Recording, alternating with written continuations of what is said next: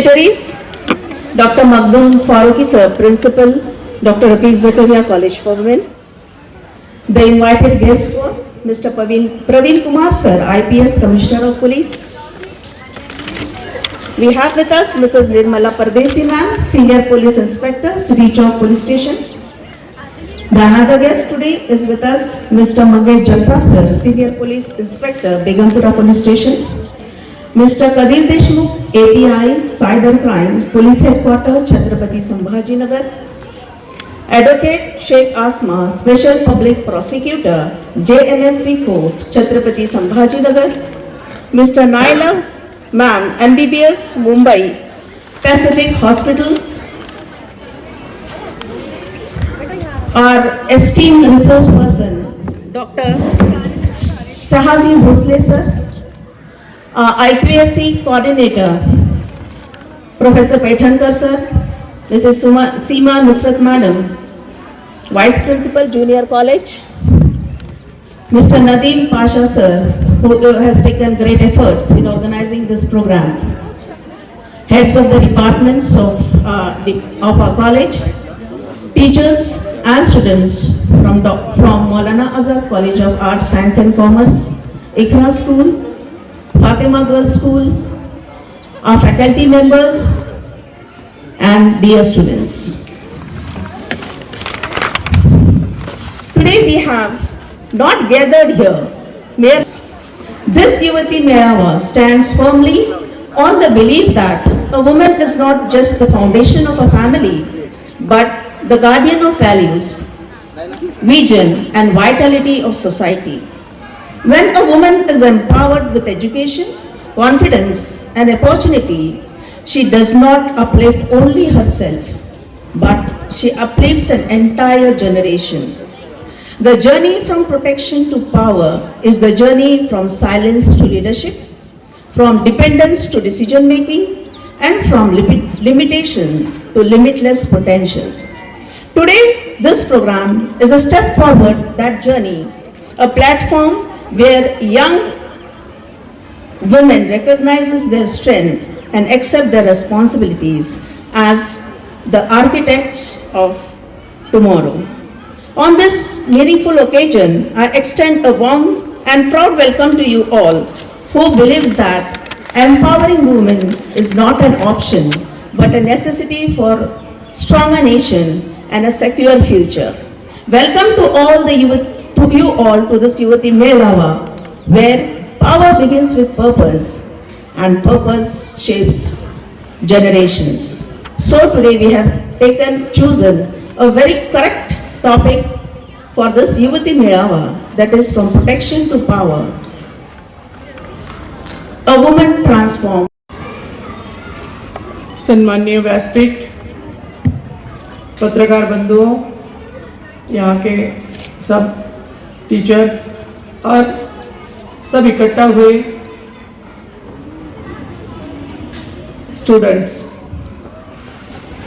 आज का जो प्रोग्राम है स्पेशली लेडीज के लिए हमने स्ट्रक्चर किया था। इसमें जहाँ भी हम जाते हैं तो अकेले सब इश्यूज पर बात करते हैं, लेकिन आज के प्रोग्राम में हर सब्जेक्ट के लिए अलग अलग वक्ता बुलाया है और वो आपको हर सब्जेक्ट के लिए अपनी अपनी बात बताएंगे। साइबर के लिए साइबर ऑफिसर है, टीपी मैडम है, उसके बाद में डॉक्टर्स है, वो उनके सब्जेक्ट आपको बताएंगे। हमारा जो है आज का मेरा इसमें आने का मकसद ये था क्या सब युवतियाँ हैं जो हमें हर रोज के काम के वक्त जो तजुर्बा आता है, जो घटनाएं हमारे सामने आती है, मैं आज उस पर बात करूंगी। जो लड़कियां अपने माँ बाप उनको पढ़ने के लिए कॉलेज में भेजते हैं, कुछ जॉब के लिए बाहर भेजते हैं, वो किस तरह से सिक्योर रह सके, उनकी सुरक्षा कैसी रह सके। पढ़ाई अपनी जगह पे सही है, लेकिन उसका जीवन उसके लिए बहुत मायने रखता है, उसके फैमिली के लिए मायने रखता है, समाज के लिए मायने रखता है। तो सुरक्षित महिला कैसी रहे, इस पर आज हम बात करेंगे। उसमें जो बच्चियां हैं, हम हमारे समाज में घूमते वक्त देखते हैं कि जो छोटी बच्चियां हैं उन पर भी अत्याचार होते हैं। ऐसा कोई ये नहीं है क्या, एक लिमिट नहीं है कोई एज की, क्या बचपन में होगा, जवानी में होगा, बुढ़ापे में होगा। महिला ऐसी एक नारी की जो पहचान है, हर उम्र में कहीं पर भी कोई भी जगह पर उस पर अत्याचार होने के चांसेस होते हैं। इसलिए हम हर जगह पर जाकर समाज को अवेयर करने का काम करते हैं। कुछ घटना घटने के बाद पुलिस है, वहाँ पर रिपोर्ट दर्ज होती है, उसके बाद में कानूनन जो कार्रवाई होगी वो होगी। लेकिन हम चाहते हैं कि इसकी नौबत ही ना आए। जो लड़कियां हैं वो इतनी सुरक्षित रहे कि उनको पहले वो नॉलेज होना चाहिए क्या अगर कोई घटना घट रही है तो उसे वो अपने आसपास के माहौल से पता चलना चाहिए क्या क्या बुरा है और क्या अच्छा है। तो ये हम बिल्कुल छोटे बच्चों के इसमें से प्री प्राइमरी के स्कूल से हम सिखाते हैं कि गुड टच क्या है, बैड टच क्या है। हमारे पुलिस विभाग से दामिनी पथक जाता है, वो भी हर जगह पर जाकर अवेयर करता है कि अच्छा क्या है, बुरा क्या है। तो इसका नॉलेज हमें बचपन से दिया जाता है। फिर भी हमारी कुछ बहनें हैं वो विक्टिम बन जाती है, तो कोई ना कोई ऐसी कमी होती है क्या समाज की तरफ से, फैमिली की तरफ से, या उनके खुद के डेवलपमेंट में अच्छा और बुरे की हमें समझ से कहीं हम दूर रह जाते हैं। तो हमारा, मैं बोल रही हूँ, आप सुन रहे हो, तो हमारा सबका काम एक ही है, क्या हमने जो सुना है उसे हम हमारे समाज में फैलाएं। जहाँ असुरक्षितता है वहाँ का वातावरण सुरक्षित करने की कोशिश करें। स्कूल में, कॉलेज में, ऑफिस वर्क पर महिला को बहुत जगह पे तकलीफ होने के चांसेस होते हैं, या कहीं जाना है, आना है, वहाँ तकलीफ होती है। हम हमारे रुतबे से ऐसा माहौल तैयार करें, हमारे खुद का एक विजन, हमारा जो चलना है, बोलना है, रहना है, इसमें से समाज में एक ऐसा मैसेज जाना चाहिए क्या हमें कोई तकलीफ देने की कोशिश ही ना करें, या जो सामना है उनका वो दिमाग में ही ना आए कि हमें कोई तकलीफ देना है। तो पहले तो हमको खुद को बदले, हमको जैसा रहना है, बोलना है, वो सोच समझ कर रहे, क्या हमारे बर्ताव से हम ही उसमें शिकार ना बन जाए। इसलिए पहले खुद की सुरक्षितता खुद करो। अपने आजू बाजू में अगर कुछ ऐसे घटनाएं होती हैं तो उसमें आप इन्वॉल्व हो। आपको अगर कुछ प्रॉब्लम होता है तो आप हमारे पास आओ, हम आपके लिए 24 घंटे बैठे हैं। हम हर जगह पर दामिनी का नंबर, हमारे पुलिस स्टेशन का नंबर शेयर करते हैं। महिलाओं से हम यही उम्मीद रखते हैं कि ये समाज की नींव हम पर चलती है। अगर हम सोचे तो ये गुनाह ही ना हो। ये जो गुनहगारी बढ़ती है, हम पनपने देते हैं, इसलिए ये बढ़ते चलती है। तो हर महिला का ये फर्ज बनता है कि माहौल ऐसा बनाओ, जो कोई गुनाह करता है वो भी किसी घर से बिलोंग करता है। तो हमारे फैमिली में भी बच्चे हैं, सिर्फ लड़कियां हमारे फैमिली में नहीं है, तो हम हमारे लड़के को ऐसी तालीम दो क्या वो बाहर जाकर किसी नारी को, किसी बच्चे को छेड़खानी ना करे। आगे के लाइफ में जब शादी हो जाए तो जैसे अपनी बच्ची दूसरी तरफ शादी कर जाती है और हम उम्मीद लगाते हैं कि हमारी बच्ची को बाहर जाने के बाद, दूसरी फैमिली में जाने के बाद कोई तकलीफ ना हो, वैसे ही हमारे पास जो बच्ची आती है उसके भी पेरेंट्स वही हमसे उम्मीद रखते हैं कि इसको तकलीफ ना हो। अगर हर माँ अपने बच्चे को वो तालीम देगी क्या उसे कैसे रहना है और कैसा बिहेवियर रखना है। पहले के ज़माने में बेटियों को बताना बहुत जरूरी रहता था, क्या कैसा रहना है, कैसा ये करना है। तो वो अभी का वक्त बदल गया है। अभी हमारे बच्चों को भी बताना जरूरी है, जो लड़के हैं उनको बताना जरूरी है कि अच्छा क्या है, बुरा क्या है। हम सोच नहीं सकते, हम मोबाइल इजीली उनको इस्तेमाल के लिए दे देते हैं। अभी साइबर में वो बताएंगे, लेकिन मैं तजुर्बे के हिसाब से बोल रही हूँ। क्या अगर हम मोबाइल दे रहे हैं तो वो उस पर क्या इस्तेमाल कर रहा है, उस पर क्या सर्च कर रहा है, उसमें से मैसेज किसको दे रहा है, ये देखना भी हमारी जिम्मेदारी है। दे दिया, वो खेल रहा है, गेम खेल रहा है, इस बात पर मत जाइएगा। आपके घर के बच्चों को, पड़ोस के बच्चों को, या स्कूल के बच्चों को आप उस पर कड़ी नजर रखिएगा, उनको वो समझाइएगा क्या उसमें अच्छा क्या है, बुरा क्या है। जब तक उसे वो पता नहीं चलेगा, क्योंकि एक टीन एज होता है, जो नहीं उसको पता है, अगर उसे प्रॉपर वे से अगर मालूम नहीं हुआ तो वो ढूंढने की कोशिश करता है। इंसान का वो फितरत है कि जो पता नहीं है उसका नॉलेज उसको गेन करना होता है, लेकिन अगर वो प्रॉपर वे से नहीं मिला तो उसकी गलत दिशाएं चली जाती हैं और गुनहगारी की तरफ बच्चे चले जाते हैं। तो ये लड़कियों के इसमें है। दूसरा, हमारे पास ड्रग्स का बहुत माहौल खराब चल रहा है। हमारे सीपी सर जब से आए हैं तब से 2 साल से उन्होंने एक कोशिश रखी है, क्या ये नशा मुक्त हमारा शहर हो जाए। अगर नशा खत्म हो गया तो गुनहगारी बहुत सारे इसमें कंट्रोल हो जाएगी। उन्होंने अच्छी तरीके से काम कर एनडीपीएस सेल था हमारा, उसके जरिए पुलिस स्टेशन के जरिए बहुत सारी ऐसी कार्रवाई की गई है और नशे के इस पर बहुत अच्छा शिकंजा कसा गया है। सख्त से सख्त कार्रवाई उस पर होने की वजह से माहौल में बहुत बदलाव आ चुका है। हम शुक्रगुजार हैं हमारे आयुक्त साहब के कि उन्होंने ये माहौल बनाया और हमारे समाज को सुरक्षित रखने के लिए बहुत कोशिश की। उनकी हर जगह पर कोशिश का अच्छा नतीजा निकलता है। नशे के इसमें हमने ये करने के बाद तो हर साल वसंत पंचमी या मकर संक्रांति के इसमें या ये दिसंबर जनवरी में पतंग उड़ाने का एक मौसम होता है। इसमें जो पतंग उड़ाया जाता है उसको जो धागा इस्तेमाल किया जाता है, अगर कॉटन धागा है तो कोई प्रॉब्लम नहीं, ये शौक से कर सकते हैं क्योंकि अपना अपना शौक है। लेकिन अगर इसको चाइनीज मांझा, नायलॉन मांझा इस्तेमाल किया गया तो इसमें इंसान की, पंछियों की या कोई ह्यूमन की जान जाने के चांसेस है। हमारे पास एमजीएम के उधर एक घटना घटी थी, उसमें एक 3 साल की बेटी का गला कट गया था। इसमें भी हमने सख्त से सख्त कार्रवाई की है। बहुत सारे केसेस हुए हैं, अभी तक उनको जामीन नहीं हुई है। जो बच्चे पतंग उड़ाते हैं उनके पास अगर नायलॉन अगर ऐसा इस्तेमाल किया तो किसी की जान जा सकती है। हम जैसा हर जगह पर जाकर बोलते हैं, आप सभी का एक फर्ज बनता है कि समाज का स्वास्थ्य अगर हमें बनाए रखना है तो आपको, हमको ये पूरी तरह से कोशिश करनी होगी। हमारी कोशिश पर आगे का समाज टिक कर रहता है। अगर हम हमारी कोशिश जारी रखेंगे तो नशा, मांझा ये जो है सभी हम मुक्त कर पाएंगे और हमारे देश को, हमारे समाज को अच्छा स्वास्थ्य दे पाएंगे, सुरक्षित समाज रख पाएंगे। जैसे लड़कियों के लिए सुरक्षा जरूरी है वैसे बच्चों के लिए भी सुरक्षा जरूरी है। इसके लिए हमें ज्ञान मिलना जरूरी है। तो जैसे जोत से जोत लगाए जा और ज्ञान का दीपक बढ़ाए जा, ये जो हम संकल्प अगर लेकर चलेंगे तो हम जो चर्चा करते हैं हमारे तक ही न रहते हुए हम समाज में उसका बदलाव लाने के लिए, सुरक्षित रखने के लिए उपयोग करेंगे।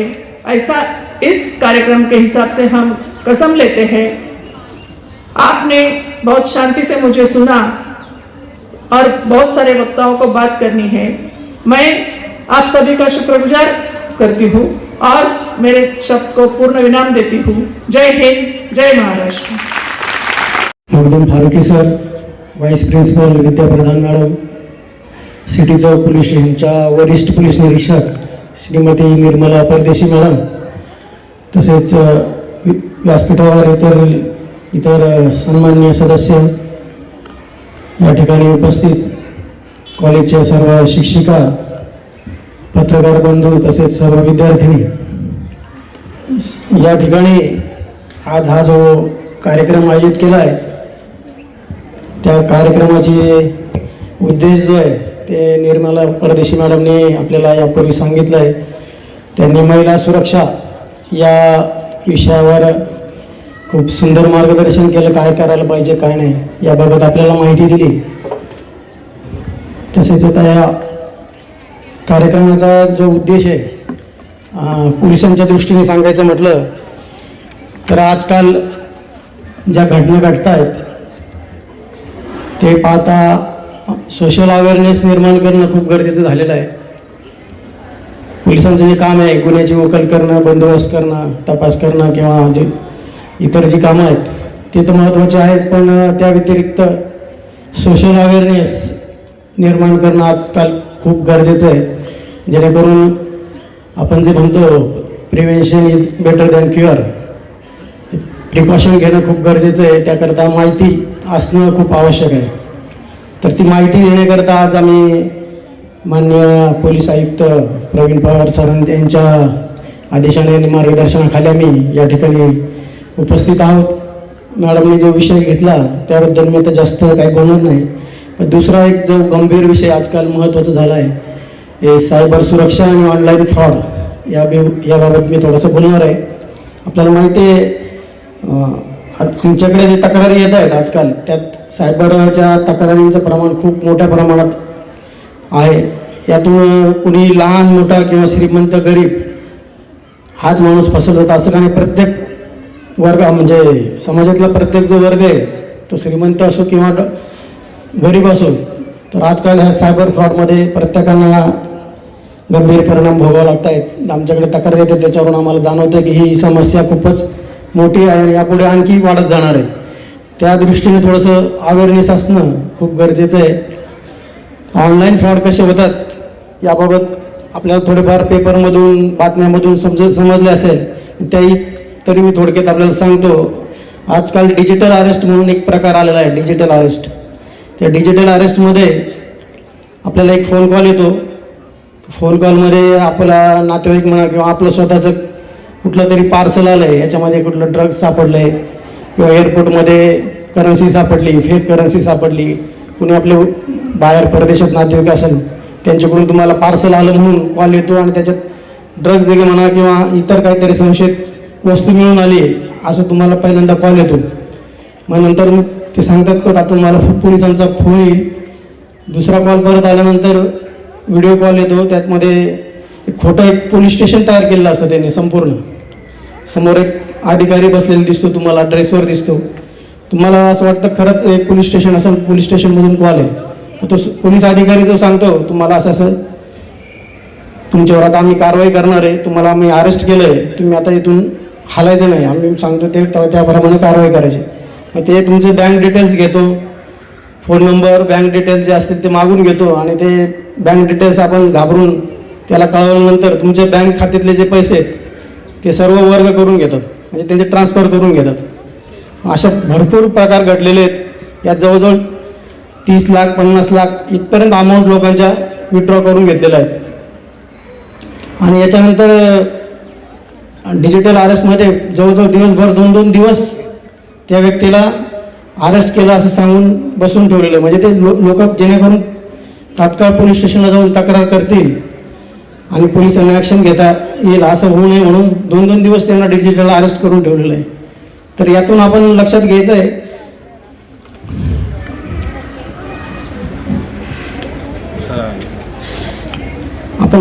की असं डिजिटल अरेस्ट कुठलाही प्रकार नसतो.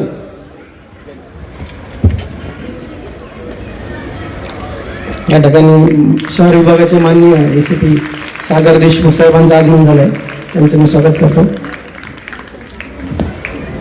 डिजिटल अरेस्टबद्दल मी बोलत होतो. तर डिजिटल अरेस्ट असा कुठलाही प्रकार नाही. पोलीस जर तुम्हाला अटक करता येणार असेल तर एक तर आपल्या घरी नोटीस पाठवतील, आपल्या पोलीस स्टेशनला बोलवून घेतील किंवा समक्ष हजर येऊनच तुम्हाला अरेस्ट करू शकतात. असं ऑनलाईन फोनद्वारे व्हिडिओ कॉलद्वारे कोणी अरेस्ट करू शकत नाही. असा जर कोणाला कॉल आला तर आपण समजून घ्यायचं हा फ्रॉड कॉल आहे, हे खोटं पोलीस स्टेशन किंवा खोटा कॉल येतो आहे तुम्हाला. तर अशा व्यक्तीचा काही कॉल आला तर तुम्ही तात्काळ पोलीस स्टेशनशी जे जवळचं पोलीस स्टेशन असेल तुमच्या त्या ठिकाणी संपर्क साधायचा आणि तक्रार करायची. आणखी इतर भरपूर प्रकार आहेत ऑनलाईन फ्रॉडचे. थोडक्यात टास्क फ्रॉड एक आहे. काही समजा विद्यार्थी कॉलेज पासआउट झाले किंवा नुकतेच कॉलेजमध्ये आहेत, त्यांना कमाई करता समजा तुम्हाला शिक्षण करता आपण काहीतरी व्यवसाय करू शकतो किंवा हे करू शकून पैसे कमवायचं म्हणून टास्क फ्रॉड एक आलेला आहे. टास्क फ्रॉडमध्ये असं असतं तुम्हाला एक टास्क देता काहीतरी सर्वे करायचा, तुमच्या आजूबाजूचा काहीतरी सर्वे सांगता, तुम्हाला कमी पैसे भरायला लावतात, समजा 1000 रुपये भरायला लावतील ऑनलाईन आणि तुम्हाला सांगतील तुम्हाला हे आमचं जर टास्क पूर्ण केलं तर तुम्हाला 5000 रुपये मिळतील. थोडंसं काहीतरी सर्वे करायला लावणार, आजूबाजूच्या दुकानाचा सर्वे म्हणा किंवा इतर काही सर्वे करायला लावणार. ते सर्वे तुम्ही केलं ना, ऑनलाईन माहिती पाठवली का तुमच्या अकाउंटला सुरुवातीला ते 5000 10,000 असे तुम्हाला अमाऊंट जास्त रक्कम 5 पट 10 पट रक्कम तुम्हाला देणार. आपल्याला वाटतं हा खरंच एक आहे भाऊ, पैसे आपल्याला मिळत आहेत. मग पुढच्या वेळी तुम्हाला सांगणार 10,000 भरा 15,000 भरा, त्या पटीत तुम्हाला मग 50,000 देऊ, लाख रुपये देऊ. मग त्या लालचमध्ये येऊन आपण पैसे भरतो आणि मग ते नंतर फोन डिस्कनेक्ट करतात. मग ते फोन डिस्कनेक्ट झाल्यानंतर आपण काही करू शकत नाही. नंतर किती तक्रारी केल्या तर ते नंबर जे असतात ते एकतर दुसऱ्याच्या नावावर घेतलेला असतात, मोबाईल नंबर फेक डॉक्युमेंट सादर करून नंबर घेतलेला असतो. त्याच्यामुळे ते नंबर आरोपींना ट्रेस करणं खूप अवघड जातं. ऑनलाईन फ्रॉडमध्ये हेच आहे, याची तक्रार केल्यानंतर जेव्हा गुन्हा दाखल होतो इथं हे जे आरोपी असतात ते नोएडा, बिहार, उत्तर प्रदेश या ठिकाणी ऑपरेट करतात. अकाउंट जे आपण पैसे ट्रान्सफर केलेले असतात ते अकाउंट पण एखाद्या गरीब व्यक्तीच्या, म्हणजे समजा कोणी झाडूवाला आहे, कोणी त्याचे डॉक्युमेंट घेऊन काढलेले असतात. आपण जरी त्या ठिकाणी पोहोचलो तर जो आरोपी मिळत नाही आपल्याला, ज्याच्या नावावर अकाउंट आहे ते दुसराच व्यक्ती कोणीतरी असतो, मग त्याला त्याबाबत काहीच माहिती नसतं. त्याकरता हे आपण ह्या जाळ्यात अडकणार कसं नाही या दृष्टीने आपण प्रयत्न करायला पाहिजे. ऑनलाईन फ्रॉड आपल्याबाबत कसं होणार नाही या दृष्टीने आपण काय काय काळजी घेतली पाहिजे. तर अननोन ज्या लिंक येतात, आपण व्हॉट्सॲप, फेसबुक हे सर्वजण आजकाल सगळे सोशल मीडियावर सर्वांचे अकाउंट आहेत, सर्वजण वापरत आहेत. सोशल मीडिया वापरण्यात काही चूक नाही आहे, पण त्यात काय काळजी घ्यायला पाहिजे या दृष्टीने आपण लक्ष द्यायला पाहिजे. सोशल मीडियावर आपली खाजगी माहिती म्हणा, फोटो म्हणा किंवा जे आधार कार्ड, बँक डिटेल्स असेल याबाबत तर काही पोस्ट करायला नाही पाहिजे. पण माझं असं म्हणणं आहे, जे महिला आहेत, विद्यार्थिनी आहेत, त्यांनी आपले पर्सनल फोटोसुद्धा फेसबुक, व्हॉट्सॲपवर याच्यावर शेअर न करणं चांगलं आहे. कारण का आजकाल हे जे ऑनलाईन फ्रॉडस्टर आहेत ते आपल्या फोटोचा काय गैरवापर करतील ते अजिबात सांगता येत नाही. आजकाल जे हे तंत्रज्ञान आलं आहे, नवीन डीफेक तंत्रज्ञान आलं आहे, याच्यातून आपल्या फोटोचा वापर करून खोटे व्हिडिओ बनवणे, फोटो तयार करतात, फोटोचं मिक्सचर करून कोणासोबत दुसऱ्या कोणी व्यक्तीसोबत आपल्याला फोटो जोडून असे क्रॉप करून फोटो तयार करतात, जेणेकरून आपल्याला त्रास होईल. ते फोटो आपल्या अकाउंटवर किंवा आपल्या नातेवाईकांना शेअर करून आपल्याला धमकावता येईल. असे प्रकार पण खूप वाढलेले आहेत. त्याकरता आपण ही फेसबुक आणि व्हॉट्सॲपचा वापर करताना आपण ते अकाउंट सुरक्षित कसं राहील त्याची माहिती घ्यायला पाहिजे. डबल सिक्युरिटी जे असते ते लेअर असतात ते ऑन करून ठेवायला पाहिजे. त्याकरता माझं म्हणणं असं आहे की त्यासाठी असं आपल्याबाबत घडू नये म्हणून आपण प्रिकॉशन घेणं आवश्यक आहे. त्याकरता फोटो शेअर न करणं हे अधिक सुरक्षित राहील. फ्रॉडमध्ये आणखी प्रकार मी इथे सांगत नाही. काही समजा आपण स्वस्तात वस्तू मिळते म्हणून कॉल येतो, स्वस्तात फर्निचर विकणार आहे, काही काही आर्मीचं डिटेल, आर्मी जवान आहे, मी स्वतः आर्मी जवान आहे असं सांगून फेसबुकवर मला माझी पोस्टिंग दुसऱ्या ठिकाणी झाली, माझ्या स्वस्तात मला फर्निचर विकायचं आहे किंवा माझी गाडी विकायची आहे, असे कॉल येतात. त्यात स्वस्तात वस्तू मिळत आहे म्हणून आपण त्याला कॉन्टॅक्ट करतो आणि पैसे पाठवतो आणि ते व्यक्ती पैसे घेऊन त्याचं अकाउंट बंद करतं. असे भरपूर फ्रॉडचे प्रकार आहेत. यात पण आपण काळजी घेणं महत्त्वाचं आहे. कुठल्याही अशा प्रलोभनाला किंवा याला आपण बळी न पडणं आवश्यक आहे. आणखी KYC अपडेट करणं म्हणून कॉल येतात. KYC अपडेट करण्याकरता बँकेतून कॉल केला म्हणून सांगून फ्रॉड होतो. तर त्या बाबतीत आपण अवेअर राहायचं आहे. असं फोन कॉल्स आले तर बँकेत जाऊन आपण KYC सादर करायचे. आपले जे KYCचे डॉक्युमेंट आहेत ऑनलाईन कोणालाही शेअर न करायचे. आता ऑनलाईन फ्रॉडबद्दल मी बोललोच आहे. तर दुसरं गोष्ट जी मॅडमने सांगितलं, नशामुक्तीचं जो अभियान राबवतो आहे आम्ही, त्यात पोलीस आयुक्तांच्या मार्गदर्शनाखाली भरपूर कारवाई झाल्या. 2 वर्षात भरपूर ठिकाणी रेड केलेली आहे, अजूनही चालू आहे. तर मला असं सांगणं आहे या ठिकाणी विद्यार्थ्यांचं, आपल्या घरात भाऊ आहे, वडील आहेत, जे पुरुष मंडळी आहेत, ते जर नशा करत असतील तर त्याचं नशापासून दूर कसं जातील यात आपण काळजी घ्यायची, त्यांना सांगणं आवश्यक आहे. आणि आपल्याला जर कुठे असं विक्री करतंय, कोण गांजा विकते काय असं जर अशी माहिती असेल तर आपण पोलीस स्टेशनला कॉन्टॅक्ट करून सांगू शकता किंवा 112 जो नंबर आहे 112 यावर कॉल करून माहिती दिली तर आम्हालाही अशा नशा विक्री करणारे जे व्यक्ती आहेत त्यावर कारवाई करणं सोपं जाईल. अशी जी माहिती असेल आपण जर दिली तर आम्ही आपलं नाव गोपनीय ठेवून, गुप्त ठेवून त्याच्यावर नक्कीच कारवाई करू. आणि हे नशामुक्तीचं जे अभियान आहे आपण पुढे राबवू. आपला देश जर सशक्त करायचा असेल तर त्याकरता तरुण पिढी सशक्त असणं खूप आवश्यक आहे. तरुणांच्या हिमतीवरच आपला देश पुढे जाणार आहे. तर त्याकरता आरोग्य सर्वांचं चांगलं राहणं आवश्यक आहे. त्याकरता तरुण पिढीने नशाच्या पासून दूर राहणं, त्याच्या आहाराने जाणं हे खूप आवश्यक आहे. त्या ठिकाणी जे विद्यार्थिनी बसले आहेत त्यांचं सर्वांना माझं सांगणं असेल, आपल्या घरात जर भाऊ आहे, कोणी आपले वडील आहेत, इतर नातेवाईक आहेत, या जर असं कोणी नशा करत असेल तर त्याबाबत आम्हाला नक्की कळवा. त्यांचं मनपरिवर्तन करण्याचं पण आम्ही काम करू. आता सध्या जो विषय आहे मॅडमने सांगितलं त्याप्रमाणे पतंग उडवताना नायलॉन मांजाचा वापर मॅडमने त्याबाबत माहिती दिली आपल्याला. तर माझंही सांगणं असेल की नायलॉन मांजाचा कोणी वापर करत असेल, आपले भाऊ बहीण पतंग उडवताना, तर त्याचा वापर करू नका. असं कोणी वापर करत असेल तर त्याबाबतही आम्हाला माहिती द्या, आम्ही त्यावर सक्त कारवाई करू.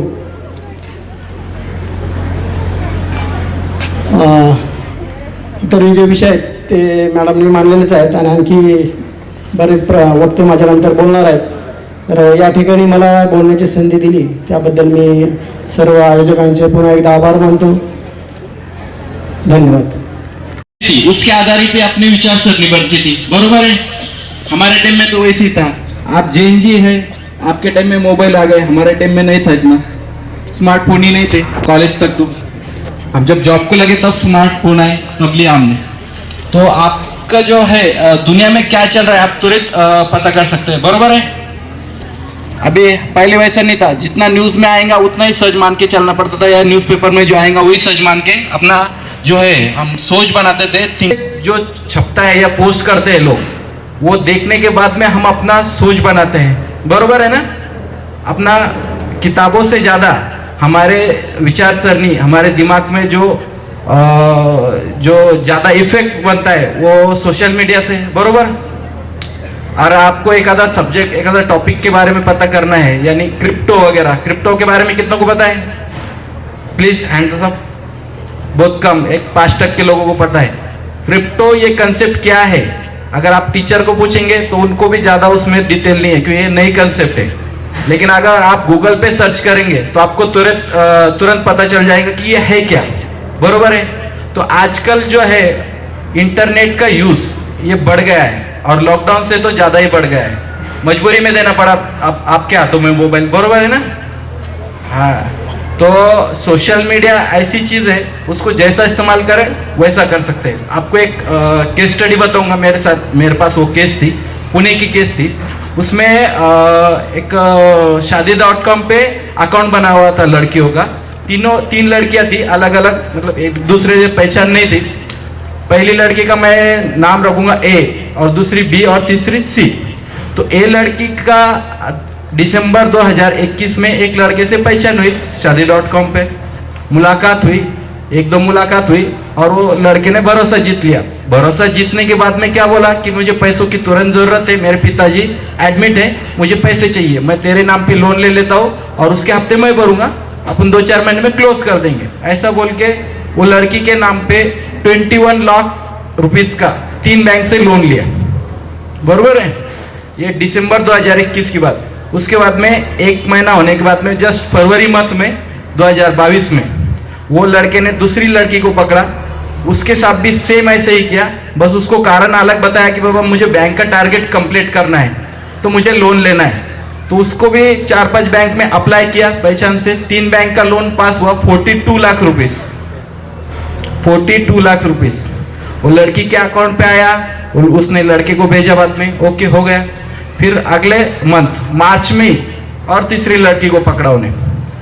उसको भी सेम ऐसे कुछ तो भी कारण दिया, उसके भी 3 बैंक का 14 लाख रुपीस ऐसा उन्हें लोन पास कर लिया. लड़की के अकाउंट पे आया, लड़की ने उसके अकाउंट पे भेज दिया.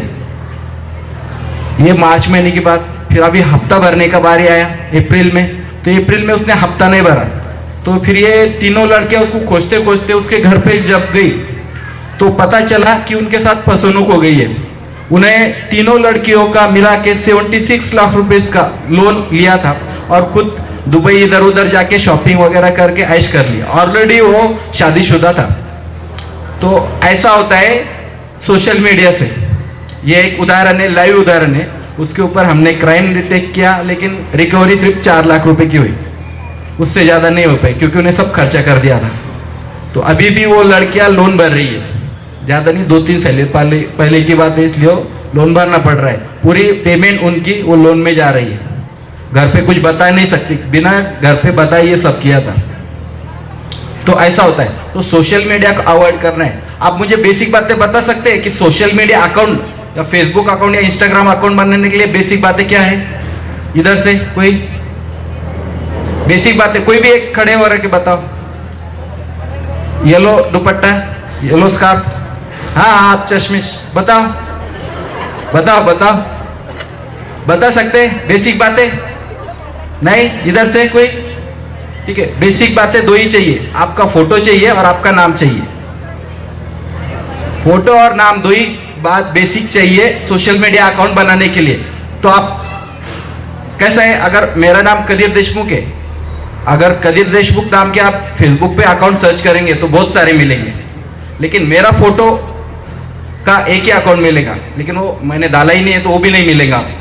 मेरे सब जगह अकाउंट है लेकिन किसी को सर्च ही नहीं होगा। तो क्या करना है, उसको प्राइवेट अकाउंट करना है या प्रोफाइल लॉक करके रखना है।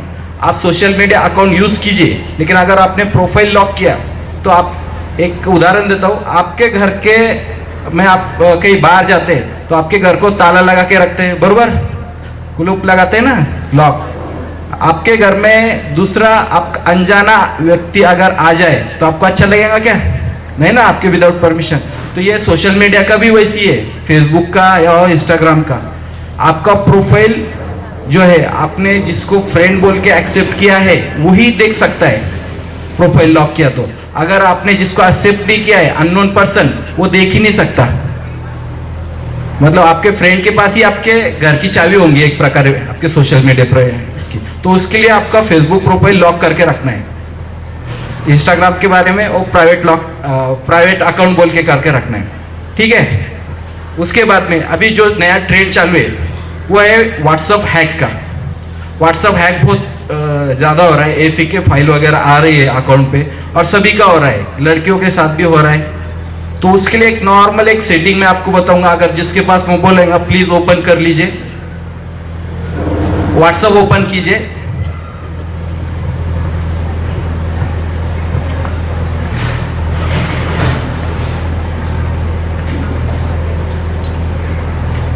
किया ओपन? व्हाट्सएप में जाके राइट साइड में 3 डॉट होगा,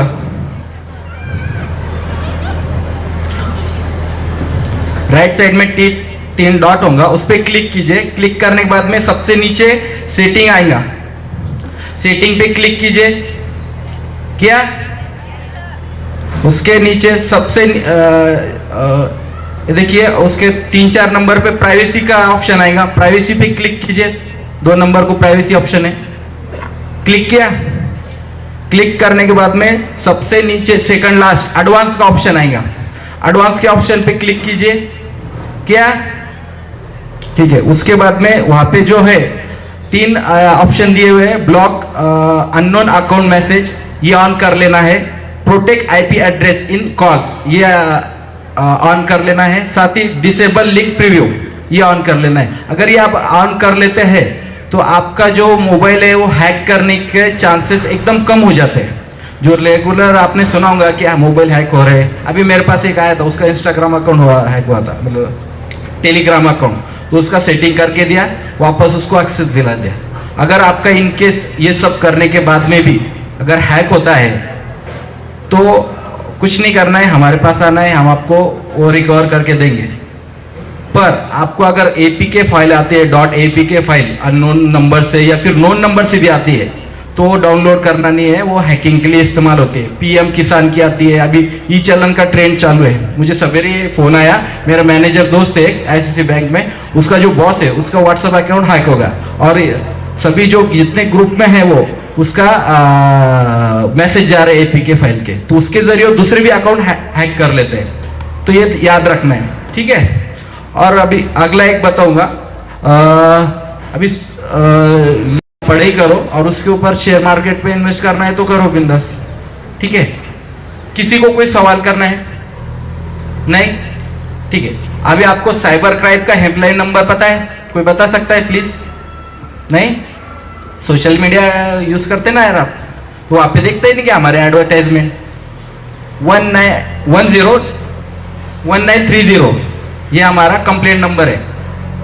1930 ये ऑल नेशनल के लिए, और 1945 ये ओनली महाराष्ट्र के लिए। प्लीज नोट डाउन कर लीजिएगा।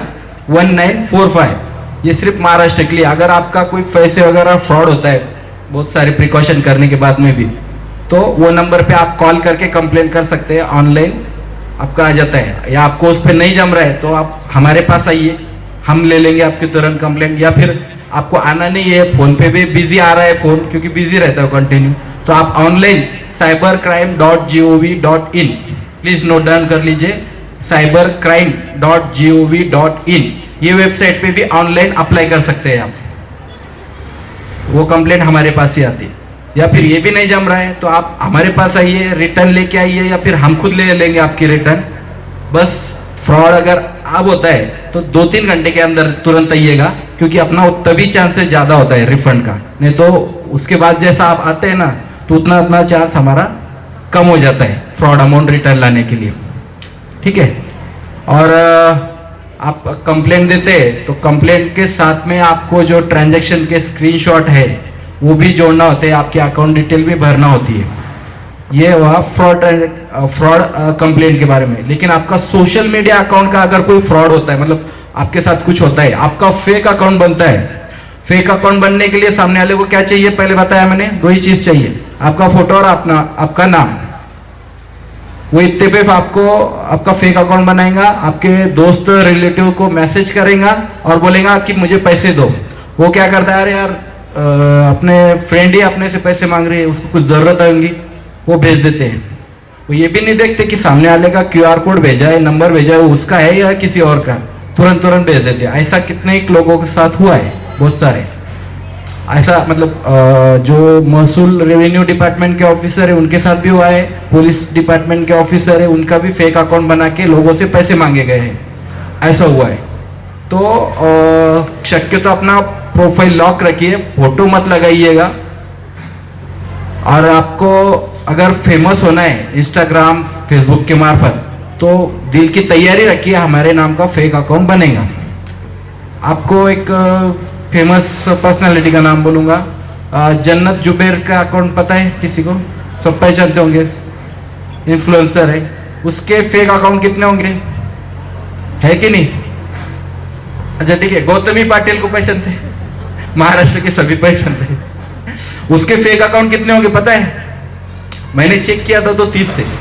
3 साल पहले एक मैटर आया था, उसमें इन्वेस्टिगेशन करना था, इसलिए चेक करना पड़े, तो 30 थे तब। अभी तो डबल से भी ज्यादा हो गए होंगे। लेकिन उसने वो फेक अकाउंट बंद करना इसलिए नहीं दिया कंप्लेंट, क्योंकि उसको फेमस होना था। फेक अकाउंट के लिए हम उल्टा फेमस होते हैं, लेकिन उसका ये बैड इफेक्ट भी होता है। कोई अकाउंट जो है गलत सलत पोस्ट वगैरह करते हैं। अगर आपको फेमस होना है तो उसकी भी दिल की तैयारी रखिएगा कि आपका कोई ना कोई फेक अकाउंट बनाएगा। और आपको अगर वो नहीं चाहिए तो अपना अकाउंट प्रोफाइल लॉक करके रखिए। ठीक है? किसी को कोई सवाल? गर्ल्स टीचर्स, हमने यस मैम।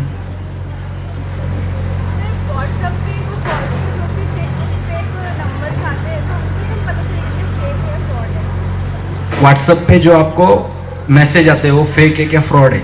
अगर वहाँ पे कोई आपकी पर्सनल इंफॉर्मेशन मंगाई जा रही है, या फिर आपसे कोई डाटा लिया जा रहा है, या फिर पैसों का कहीं जिक्र हो रहा है, तो समझ लेना कि ये फेक अकाउंट है।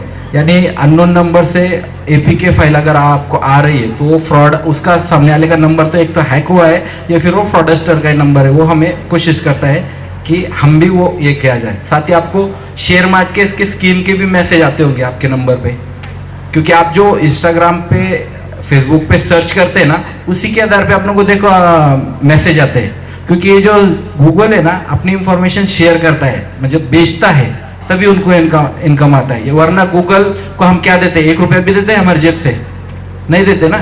तो उनको इनकम हमारी इंफॉर्मेशन बेच के आती है, ऐसा होता है। यस, और कुछ? ठीक है, ओके। और हाँ, स्टेटस रखते लोग बहुत सारे, तो कई ऐसा गुनहगार होते हैं, क्या करते हैं, आप स्टेटस रखने के बाद में वो स्टेटस का आपका फोटो वीडियो डाउनलोड कर लेते हैं और उसके आधार से फेसबुक का अकाउंट बनाओ या इंस्टा बनाओ या फिर व्हाट्सएप का भी आपका एक दूसरे नंबर पे फोटो लगा लेते हैं और मांग लेते हैं, पैसे मांगते हैं। एक किस्सा बताता हूँ आपको, केस स्टडी पुणे का है। एक लेडीज मतलब ज़्यादा उम्र की थी, उनका लड़का यूएस में रहता था, तो उन नंबर से उनको मैसेज आया व्हाट्सएप नंबर से, उस पर उनके लड़के का फोटो लगा हुआ था और उसके जरिए जो है पैसे मांगे गए 3 लाख रुपए की, बाबा मुझे पैसे की जरूरत है। उसके मम्मी को पैसे मांगे गए जैसा कि मुझे 3 लाख रुपए की जरूरत है, ये अकाउंट पे आप डाल दीजिए।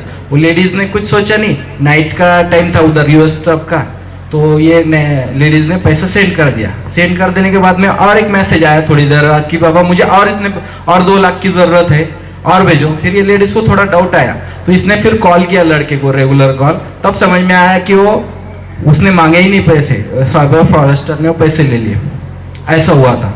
तो ऐसा भी लोग करते हैं, तो इसकी तरफ थोड़ा ध्यान देना है, ठीक है। और किसी को कुछ सवाल? Yes ma'am.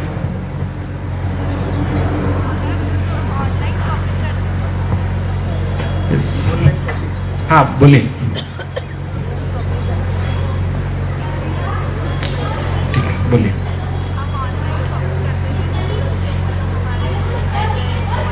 यस ओके, इसके बारे में मैं आपको बताऊंगा। अगर आप खुद का बिजनेस कर रहे हैं तो आप एक आधा शॉप का नाम डालेंगे, बरोबर है, शॉप का नाम डालेंगे, साथ ही आपका डिटेल वगैरह डालेंगे। तो शक्य तो कोशिश करना है अपना जहाँ शॉप चालू है, यहाँ पे जहाँ पे आपने बिजनेस कर रहे हैं वो एड्रेस देना है। तो वहाँ पे तो वो वेबसाइट को तो आपको ओरिजिनल एड्रेस ही देना पड़ेगा सबके लिए, तो वहाँ से भी आपका फ्रॉड होने के चांसेस हो सकते हैं। लेकिन उसके लिए प्रिकॉशन रखना है, सिर्फ जो कॉन्टैक्ट है वो वेबसाइट से ही रखना है।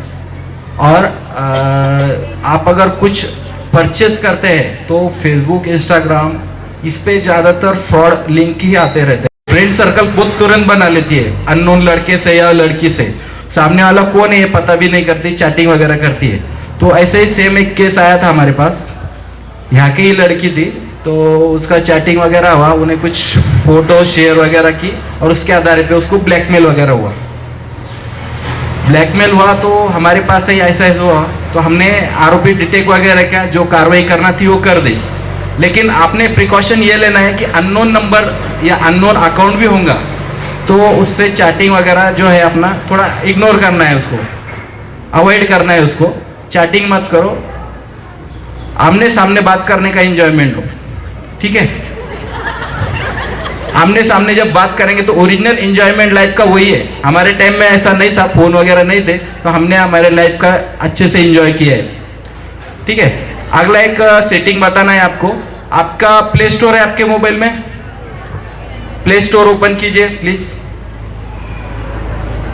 ये प्ले स्टोर की सेटिंग इसलिए करके दे रहा हूं, आपके घर में बच्चे वगैरह होंगे या फिर आप भी गेम वगैरह खेलते होंगे, बच्चे कोई भी गेम डाउनलोड कर लेते हैं या फिर डाउनलोड गेम पे स्टेप, अगली स्टेप जो होती है वो परचेस कर लेते हैं। तो वो कभी कभी क्या होता है, अपना जो गूगल अकाउंट है या फिर फोन पे अकाउंट है या फिर क्रेडिट कार्ड है वो प्ले स्टोर को लिंक होता है, तो उसकी वजह से क्या होता है हमारे वहां से पैसे कट जाते हैं ऑटोमेटिक। इधर समझ में भी नहीं आता घर वालों की कहाँ से पैसे कट रहे हैं। तो वो रोकने के लिए ये सेटिंग में दिखा रहा हूँ आपको, प्लीज कर लीजिएगा। गूगल प्ले स्टोर के राइट साइड में गोल डॉट होगा, अपना मेल आईडी का वो आता है, जिसका अभी मेरा कदीर नाम है तो के का सिंबल आया होगा गोल इसमें राउंड में, उस पर टैप के क्लिक कीजिए।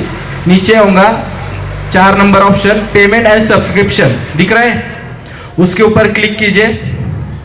क्लिक करने के बाद में 1 नंबर पे होगा पेमेंट मेथड, उस पर क्लिक कीजिए।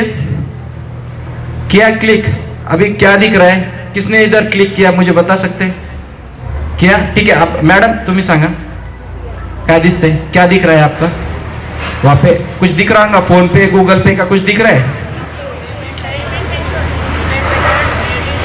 हाँ ठीक है, तो म्हणजे तुम आपका लिंक नहीं है कोई फोन पे गूगल पे, किसकी के इसमें क्रेडिट कार्ड का या फोन पे का या गूगल पे का दिख रहा है ऑप्शन? दिख रहा है ना, ठीक है। तो उसमें रिमूव अकाउंट ऐसा होगा ऑप्शन, तो वो रिमूव कर दीजिएगा। अगर वो आपने रिमूव कर दिया तो आप गेम वगैरह अगर खेले तो आपके पैसे नहीं कटेंगे, ठीक है। वो एक सेटिंग कर लेना है आपकी इससे। अब मेरे मोबाइल का नहीं है इसलिए यहाँ पे कुछ नहीं दिखेगा, ठीक है, हो गया। अभी लेटेस्ट के फ्रॉड के बारे में सर ने बताया, मैं थोड़ा सा एक उसमें ऐड करना चाहूँगा। जो सर ने बताया टास्क फ्रॉड, वो टास्क फ्रॉड का ऐसा होता है, अभी आप कॉलेज खत्म हो जाता है, कॉलेज खत्म होने के बाद में आपको क्या लगता है कि कुछ ना कुछ जॉब करना चाहिए, कहीं जॉब मिलता नहीं है, तो हम क्या करते हैं कि ऑनलाइन सर्च करते हैं कि कहीं पे हमें ऑनलाइन घर बैठे जॉब मिल सकता है क्या।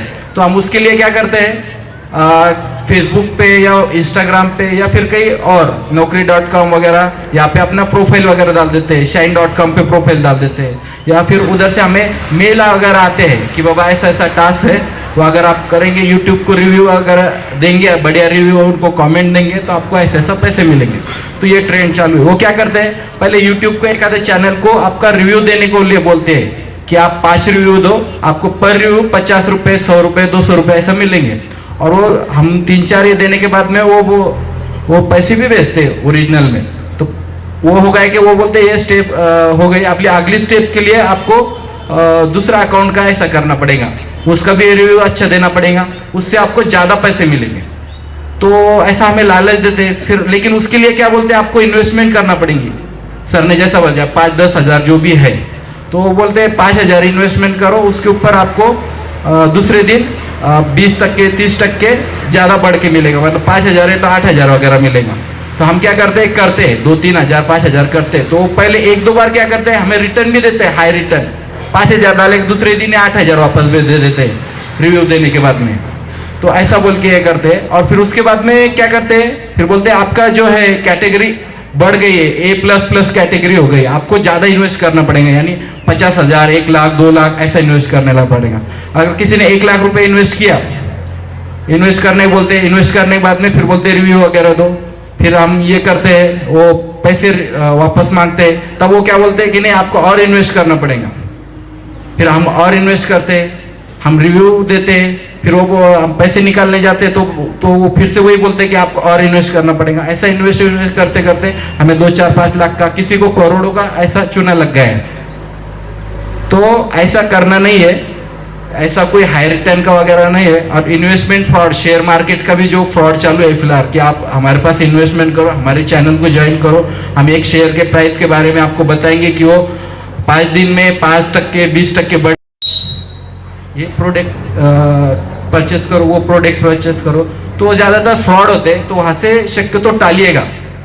मीशो पर भी डुप्लीकेट माल आता है, अभी भी फ्लिपकार्ट पे भी थोड़ा डुप्लीकेट माल आना चालू हो गया है। सिर्फ एक अमेजॉन, मिंत्रा जो है थोड़ा बहुत ट्रस्टेड वेबसाइट है, और कैश ऑन डिलीवरी का ही ऑप्शन सेलेक्ट कीजिएगा, कभी भी पहले पेमेंट मत कीजिएगा। दूसरी बात, आपका क्रेडिट कार्ड, डेबिट कार्ड का इंफॉर्मेशन वहाँ पे सबमिट मत करके रखिएगा, सेव करके मत रखिएगा, नहीं तो आपका जो है ना अमेजॉन का अकाउंट या फ्लिपकार्ट अकाउंट वो भी हैक हो जाता है, और उसके बाद पर जो फ्रॉडस्टर है वो शॉपिंग कर लेता है और उसके एड्रेस पे वो प्रोडक्ट मंगा लेता है, या फिर कैश वाउचर ले लेता है। वो कैश वाउचर का ऐसा है, वो तुरंत मेल पे सेंड हो जाते हैं, तो 5-10 मिनट में ही डिलीवर हो जाता है।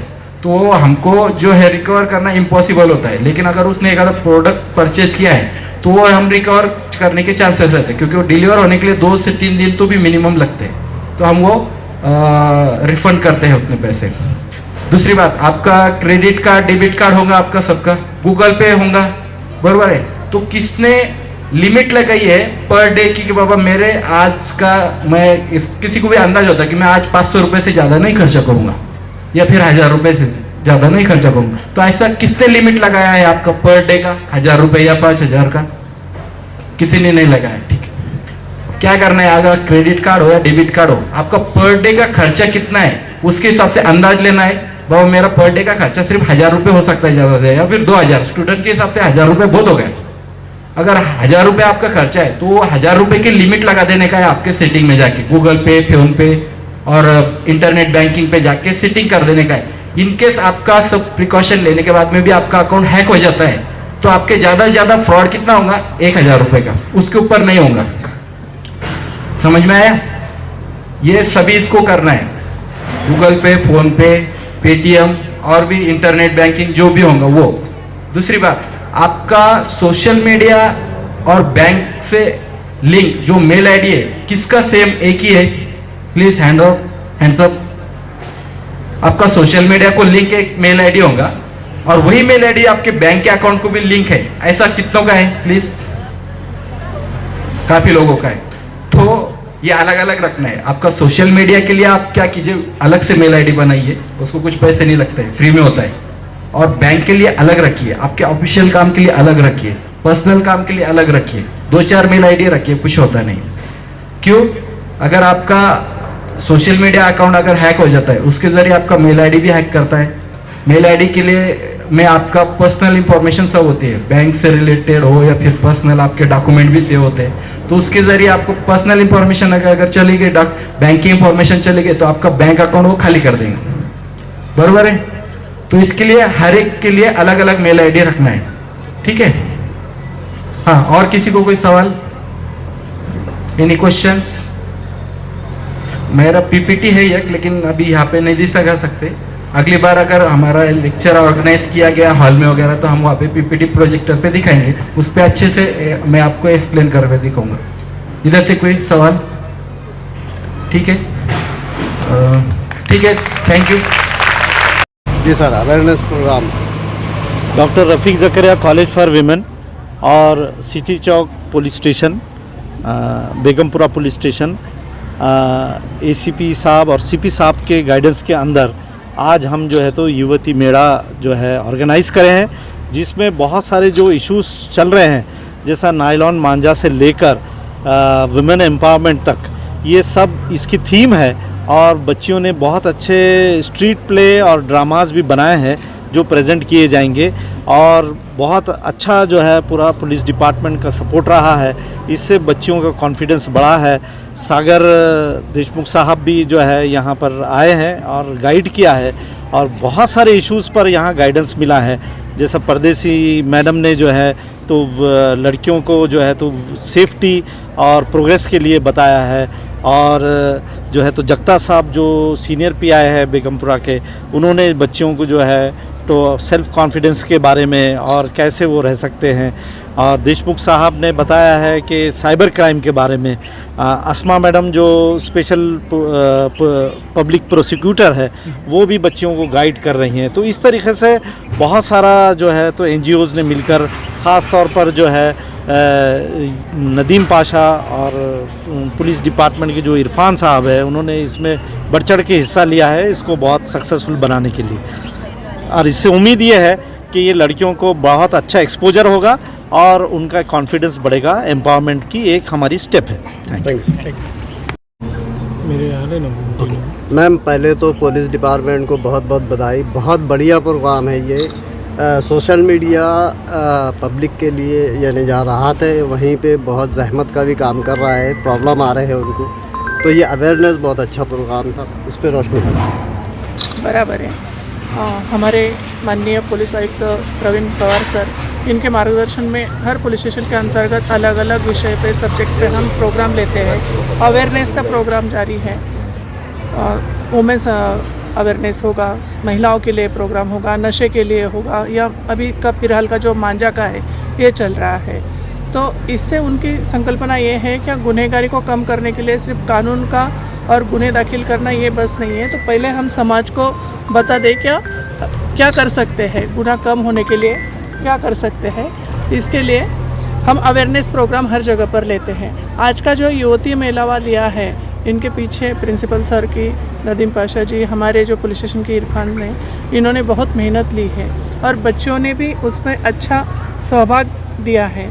तो इससे समाज स्वास्थ्य रखने के लिए और गुनाह न होने के लिए ये प्रोग्राम लिया गया है। मैम, ये प्रोग्राम बहुत पहले होना चाहिए था, ऐसा नहीं लग रहा थोड़ी ताख़ीर हो गई है? यहाँ पहली बार हुआ, लेकिन हर जगह पर तो हम प्रोग्राम को जाते हैं। ये पहली बार हुआ है, लेकिन हमारा प्रोग्राम पहला नहीं है, कॉलेज के लिए पहला है।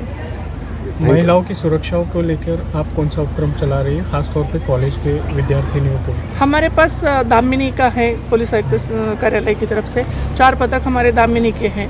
हर जगह पर कहीं भी अगर ज़रूरत है, कॉल गया तो हमारे दामिनी के पदक जाते हैं। हमारे पुलिस स्टेशन से भी बीट मार्शल है लेडी का, तो वो जहाँ भी है हर रोज़ पेट्रोलिंग को, ऐसा नहीं कि कॉल आने के बाद ही जाएंगे, कॉलेज में जाकर वो बाइक पर जाकर वहाँ अवेयर करते हैं, और ऐसी कोई घटनाएं हैं तो हमें बताकर हम कर लेते हैं। Thank you ma'am. अजहर साहब,